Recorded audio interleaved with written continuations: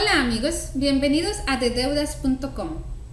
Hoy vamos a aprender cómo obtener el número de identificación tributaria o de presentar impuestos ITIN number. Ok, vamos a empezar. El número ITIN que ustedes muchas veces escuchan es un número que le permite a uno pagar los impuestos y usualmente cuesta $300, $200, algo así lo que les cobran a los abogados o los contadores, y realmente cada uno de nosotros lo puede hacer. Yo les voy a enseñar cómo. Ok, ¿quién necesita presentar un número de identificación tributaria? Los extranjeros que necesitan pagar impuestos primero que todo. ¿Quiénes son esos extranjeros? Puede ser, digamos, si usted tiene un negocio online y está vendiendo en Estados Unidos, debe pagar sus impuestos, necesita un número ITIN o identificación tributaria para presentar los impuestos. O usted es un extranjero que está residiendo en Estados Unidos y tiene que pagar sus impuestos por cualquier motivo. O quizá su esposo, su esposa o la persona, sus papás tienen que presentar los impuestos y usted aún no tiene su Social Security Number. Entonces, meterlo en los impuestos y declararlo como un dependiente, necesita tener un número de identificación tributaria o un número ITIN. Entonces, ya sabe, si usted necesita presentar impuestos, necesita un número de ITIN. ¿Cómo lucen este número de ITIN? Así como ve, es un número de 9 cifras que siempre comienza con el número 9.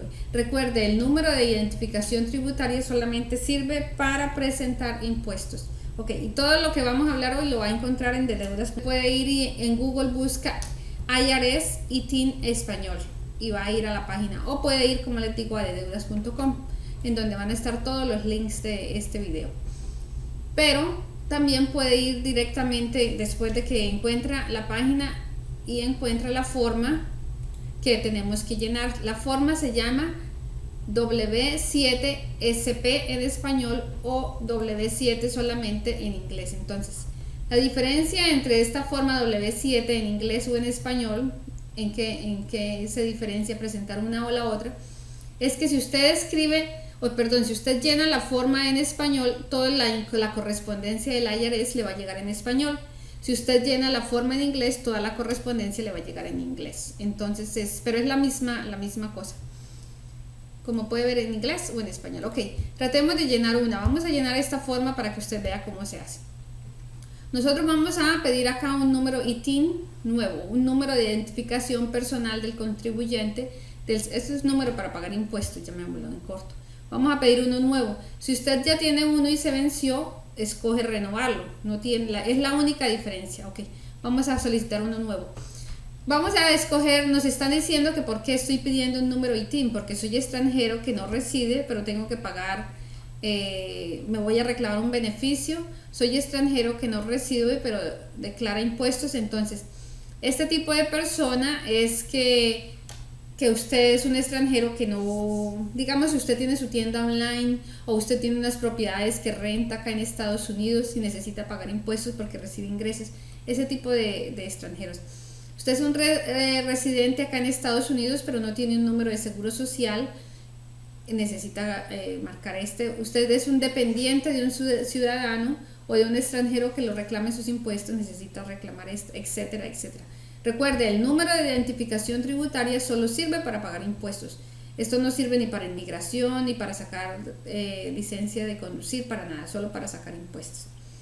Ok, ahora acá donde dice el nombre, vamos a llenar nuestro nombre. Entonces digamos que yo me llamo María Smith. Yo no me llamo así, pero supongamos. Vamos a colocar el nombre, vamos a colocar la dirección. Vamos a decir que yo vivo en 134 Main Street y mi ciudad es Anytown, en el estado de California o Florida o Texas o donde sea que usted vive, y mi zip code 92. Bueno, listo, me estaba pidiendo la dirección en el extranjero. Resulta que yo no tengo dirección en el extranjero porque vivo acá con mi esposo tiene, entonces no tengo dirección. O si usted vive, por decir algo, no, yo estoy viviendo en Argentina y escribo acá mi dirección en Argentina. Sí, es la dirección. La información, ok, me dicen que cuál es mi ciudadanía. Y mi ciudadanía, digamos, es, como soy extranjera, supuestamente, ciudadana americana, no necesito un número de identificación tributaria, necesito un Social Security Number, entonces no necesitaría esta forma. Pero digamos que soy de México. Y me dice que cuál es mi número de identificación del extranjero, si hay. No sé si hay, pero llego y coloco acá, me dice que cuando se me venció mi visa, la fecha de nacimiento, colocaría esa información acá. Me está pidiendo un documento para identificarme.